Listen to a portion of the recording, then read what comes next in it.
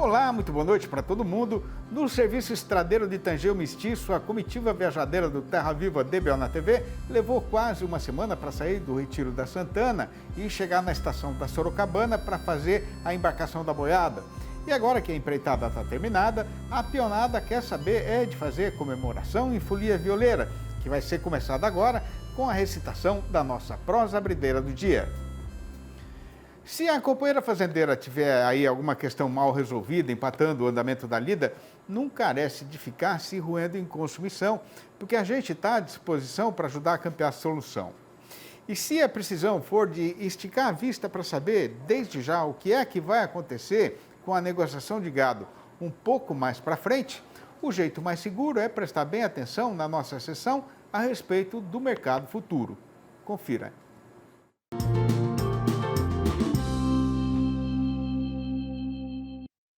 Olá, amigos do canal Terra Viva, aqui quem fala é Douglas Coelho, sou zootecnista e um dos sócios fundadores da Radar Investimentos. Hoje eu estou aqui para traçar um breve panorama semanal dos mercados de boi gordo e de milho. Bom, pelo lado do milho a gente teve uma semana de sustentação nos preços, uma vez que o dólar continua trabalhando num patamar relativamente alto, olhando sempre para os conflitos que estão acontecendo no Oriente Médio e também com a sensibilidade da alta da taxa de juros nos Estados Unidos. Isso fez com que os preços nos portos ficassem sustentados, sustentando também as cotações no mercado dentro das praças produtoras, nas principais praças produtoras. A gente vê um mercado assim, no qual o produtor não tem tanta intenção de venda nesse momento. Isso trava os negócios e mantém uma sustentação por parte dos preços. Do lado do boi gordo a gente vê mais uma semana de perda de euforia de preços. A gente vê que a maioria das tentativas de compra dos preços de balcão estão entre 230 e 235 em São Paulo. Isso porque as escalas de abate já estão praticamente prontas para os primeiros dias de novembro. A carne no atacado, quando a gente olha para o dianteiro e a ponta de agulha, tem mostrado alguma fraqueza, enquanto o traseiro está relativamente mais firme, mas mesmo assim não consegue impor altas, ou criar uma sustentação firme na carne no atacado. E também a indústria exportadora conseguiu pagar preços maiores nas semanas anteriores, como os 238, 240, e agora estão relativamente mais calmas. Bom, pessoal, essa é a mensagem que eu gostaria de passar para vocês. Contem com todo o time da Radar Investimentos e um forte abraço. Até a próxima! Do galpão e conferindo o consumo, o estoque e a precisão, a gente passa agora, e sem muita demora, a fazer um balanço do caso que está sendo passado no mercado dos insumos mais usados por quem ganha a vida na lida de criar, engordar e vender gado. Olá, eu sou Ana Paula Oliveira, médica veterinária, zootecnista e analista de mercado da Scott Consultoria. Hoje eu vou comentar sobre o viés nos preços do farelo de algodão, 38% de proteína bruta, no estado de São Paulo no fechamento da primeira quinzena de outubro. Bom, iniciamos o mês de outubro com o feriado, o que dificultou as negociações, pensando aí no algodão. Com relação a isso, houveram aí divergências com relação à quantidade e qualidade desse algodão que estava sendo comercializado. No início, o mercado interno e o mercado externo estavam aí trabalhando em preços descolados, um preço um pouco melhor referente ao mercado interno, mas isso já passou. Então, nós estamos aí trabalhando com preços baixistas, tanto para o mercado interno quanto para o mercado externo. E pensando nesse cenário, os preços do farelo de algodão com 38% de proteína bruta também sofreram uma pressão baixista. Segundo o levantamento da Scott Consultoria, a tonelada do insumo está sendo negociada ao entorno de R$ 1.430 em média. É um recuo de 4% no comparativo mensal. Hoje, dia 24/10, o boi destinado ao mercado interno está sendo negociado em R$ 235, a vaca em 215, a novilha em 227 e o boi China em 240. Estamos acompanhando um ágio de R$ 5 entre o mercado interno e o boi China, Então, nessa primeira quinzena de outubro, a relação de troca entre arrobas de boi gordo e a tonelada do farelo de algodão com 38% de proteína bruta está em 6,3 arrobas de boi gordo para a compa de 1 tonelada. Pensando aí nas expectativas no curto prazo, com o aumento dessa oferta do algodão, do farelo de algodão, os preços devem trabalhar numa pressão baixista, o que favorece essa relação de troca com o pecuarista. Bom, o que eu tinha para comentar com vocês hoje era isso. Até mais. Seguindo o nosso roteiro costumeiro, a gente pede agora a atenção das companheiras e dos companheiros, boiadeiros ou não, que estão aí na frente apreciando a nossa falação, para as mensagens dos nossos parceiros comerciais, mas esse intervalo vai ser bem ligeiro e é já que a gente vai voltar para dar continuação na função. Todo mundo que ganha a vida na lida de gado já adquiriu perfeita sabedência de que, para deixar garantido um lugar na jardineira que vai levar a pecuária brasileira daqui para o futuro por um trieiro seguro, a principal exigência é fazer uma perfeita combinação da modernidade com a alta produtividade e a sustentabilidade na atividade. Pois então, por essa imensidão do nosso sertão, já tem muita gente que saiu na frente e hoje está com bem mais de meio caminho andado para dar atendimento a esta precisão e também para servir de exemplo para quem está procurando rumo e prumo para pôr o carretão nesta mesma direção. Este é o caso de uma companheira fazendeira de Mato Grosso que desde muito cedo aprendeu a enxergar longe no horizonte, bem para lá daquela ponte em relação a esta questão. E está fazendo uma verdadeira revolução no sistema de produção das suas propriedades. E sendo caso de total merecimento, a gente faz aqui o reconhecimento e presta as devidas homenagens, contando essa história na nossa sessão Pecuarista em Prosa. Aprecie.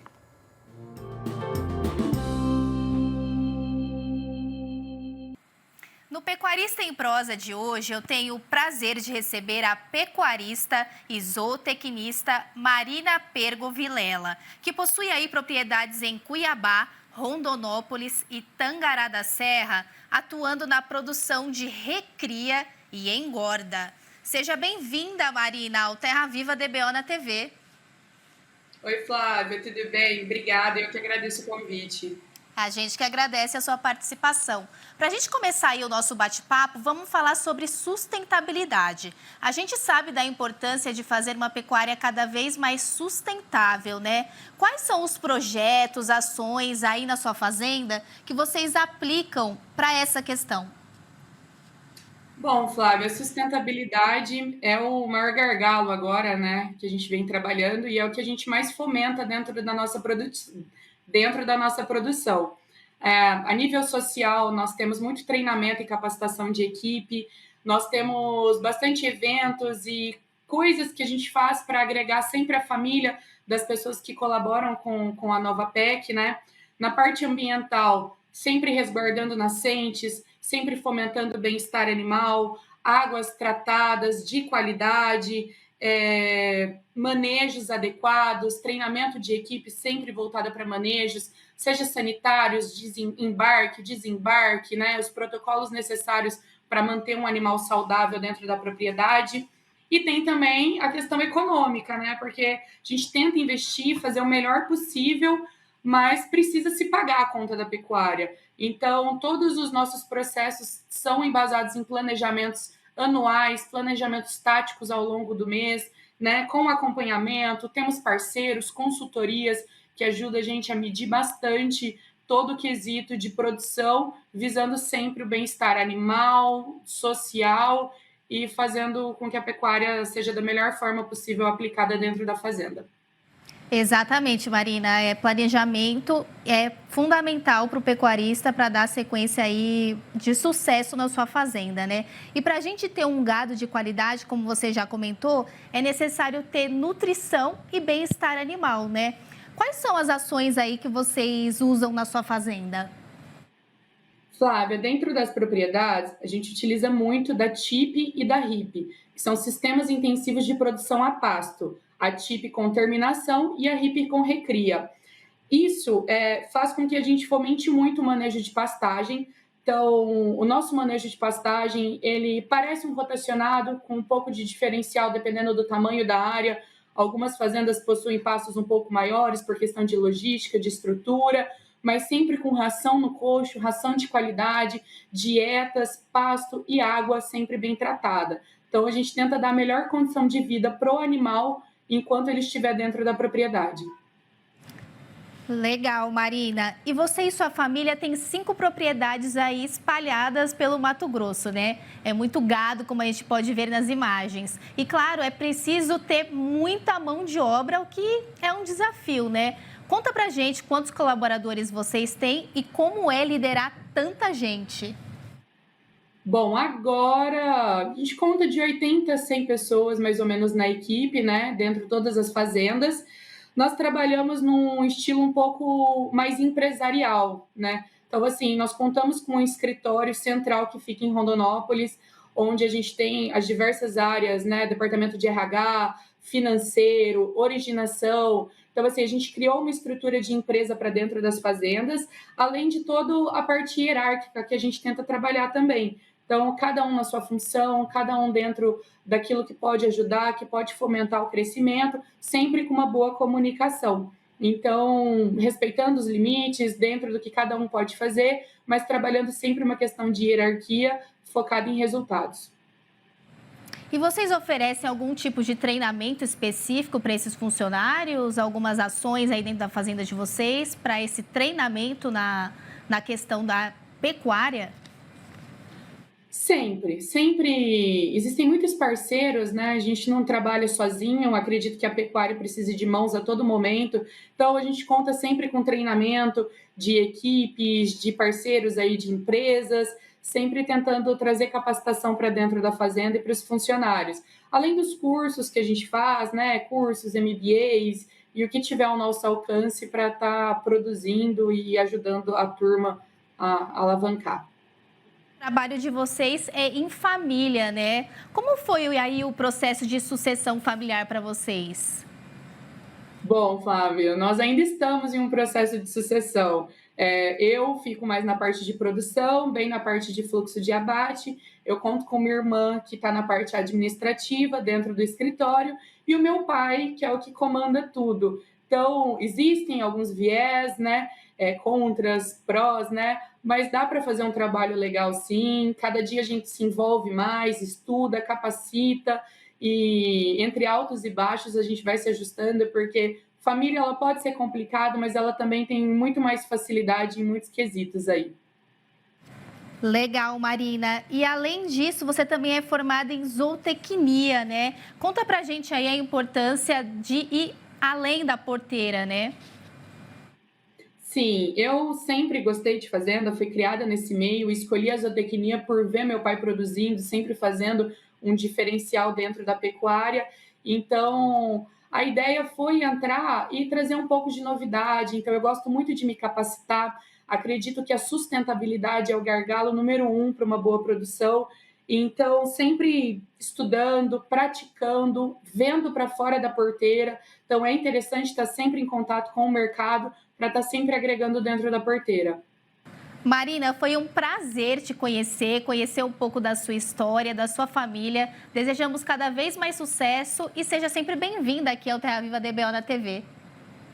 Obrigada, Flávio. O prazer é todo meu. A Nova PEC está aí de portas abertas, né, tentando fomentar e fazer a pecuária ela mais eficiente possível. A gente que agradece. Esse foi o nosso Pecuarista em Prosa de hoje. Sidney, eu volto com você. Muito bom, muito obrigado e os nossos parabéns, né, pela estreia da nossa companheira jornalista Flávia Marques aqui no Terra Viva DBO na TV. Parabéns, Flavinha. No Trieiro do Pantaneiro, nas Furnas, no Cerrado, os boiadeiros já correram um tanto de chão, campeando e juntando o gado que estava alongado. E estando a cata do bagal já terminada, a gente faz uma parada ligeira antes de pôr essa boiada na estrada. E para a derradeira parte da empreitada, quando o serviço com mestiço for retomado, a gente deixou apartado para ser tratado aqui o assunto do boi gordo, que tem hoje a seguinte manchete anunciadeira. O consumidor brasileiro está alongado do mercado por motivo de falta de dinheiro, o frigorífico está com a programação folgada e o comprador não está querendo entrar em negociada de boiada, mas a carestia de mercadoria está segurando o valor da arroba e a nossa praça boiadeira continua padecendo de febre paradeira. O Terra Viva DBO na TV volta já. Aguarde. Fazendo sempre a conta do custo de produção para não perder a noção de qual será o preço justo na negociação, a gente passa a comentar agora com os companheiros e companheiras fazendeiros as conversas ouvidas no mercado do boi gordo e as mudanças efetivamente acontecidas na sua cotação nas principais regiões de comercialização de animais do Brasil.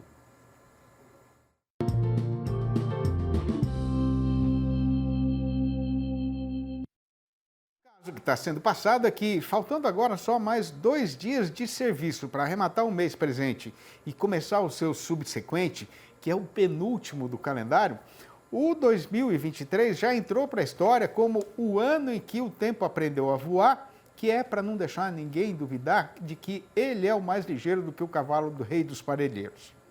E na poeira dessa carreira, a nossa Praça Boiadeira, que espera o trabalhador brasileiro receber o próximo salário para poder voltar a comprar carne, agora está padecendo de febre paradeira. É verdade verdadeira mesmo, e a amiga pecuarista viu, né, que com o amansamento da inflação e a redução do preço no balcão do açougue, nestes meses recentemente passados, o movimento no comércio varejista teve um substancioso aumento no Brasil inteiro, né? Mas, por outro lado, o dinheiro do ordenado continua não sendo suficiente para alcançar o dia primeiro. E em horas como esta de agora, o vivente está novamente sendo obrigado a apertar o orçamento. De qualquer maneira, estando perto o período do pagamento, é certo que este afastamento do consumidor deve ser só um problema temporário. A questão, então, passa a ser o abastecimento do mercado pecuário. E a esse respeito, o que tem para ser contado é que a oferta de gado terminado aumentou ligeiramente nesses dias recentemente passados, por conta principalmente da chegada das boiadas do confinamento. O caso é que, mesmo com o encurtamento do tamanho do rebanho no segundo giro da atual temporada, o comprador aproveitou a redução na demanda e conseguiu esticar a programação de serviço da indústria. E por conta disso, o patrão dele agora não está fazendo questão nenhuma de abrir uma nova negociação. Aí, com a câmara fria do frigorífico estando de novo mais para cheia do que para vazia, no comércio atacadista de carne sem osso, o valor médio dos cortes comercializados levou um tombo de 1,1% nos últimos 7 dias, contados desta quinta-feira passada para trás. O setor varejista foi na mesma direção, com a média de preços registrando, no mesmo período considerado, quedas de 2,4% no Paraná, de 2% em São Paulo, de 1,4% nas Minas Gerais e de 0,5% no Rio de Janeiro. Juntando tudo e passando na peneira, fica então a amiga fazendeira devidamente informada de que, no balanço do dia feito pelo pessoal da Scott Consultoria, foram apuradas mudanças nas cotações em 6 das 32 regiões pesquisadas em todo o Brasil, sendo que desta vez a arroba caiu em 5 dessas praças e só em uma única e solitária ela andou na direção contrária. Esta uma foi o sul do Goiás, onde a vaca arribou sozinha, passando para R$ 215, isso para pagamento a prazo e ainda para descontar a parte do fundo rural. Já no Espírito Santo, a derriçada foi geral, com o macho piorando para R$ 215 e a fêmea para R$ 210. No sul do Tocantins, o comprador mandou avisar que não vai pagar pela vaca mais do que R$ 205. Em Redenção do Pará, a fêmea escorregou para R$ 195. Em Belo Horizonte, a capital das Minas Gerais, o fazendeiro que precisar vender vaca vai pegar no máximo R$ 210. E no Triângulo Mineiro, o boi agora foi rebaixado para R$ 225. Eu quero ficar no meio dos arvoredos, respirando fundo, perdendo meus medos, escutando o coração do mundo, sem chapéu para não esconder a vista do céu, e esperar na roda da cabriúva até passar chuva, para depois me fartar de comer goiaba, manga, gabiroba e jabuticaba, sozinho, só eu de gente junto com os passarinhos, e depois matar a sede no corguinho, esticar uma rede na sombra do pé de ingá e me espraiar até adormecer sem ter preocupação com a hora de acordar. Pois foi juntando e combinando esses pensamentos singelos e verdadeiros que são próprios da nossa natureza sertaneja, que eu já escrevi bem mais de 800 dessas prosinhas rimadas que são recitadas aqui no fechamento da nossa apresentação de todo dia.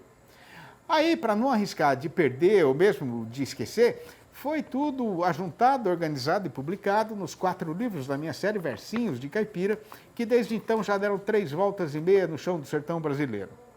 Não tem para vender nas livrarias, mas se o amigo e amiga que estão aí na frente da televisão também têm a mesma adoração pela nossa cultura roceira e quiserem saber como fazer para comprar um exemplar ou logo a coleção inteira, o trabalho que dá é o de ligar diretamente para mim, no meu telefone particular, que é o 11 98224 1807. Eu vou repetir, 11 98224 1807. Ou mandar um e-mail para sidneymasco@uol.com.br ou ainda me procurar lá no Facebook, onde eu uso o meu nome mesmo, né? E estando o verso já recitado e os amigos e amigas já informados a respeito das notícias trazidas do sertão, a comitiva faz aqui a despedida para ganhar de novo o chão do estradão, mas já fica combinado e acertado que o Terra Viva DBO na TV volta na segunda-feira, às 8h30 da manhã e às 7h25 da noite. Um abraço para todo mundo, um abraço especial para o seu Acácio e para a dona Geraldina, lá do município de Anastácio, em Mato Grosso do Sul. Tenham todos um excelente final de semana e até a vista então.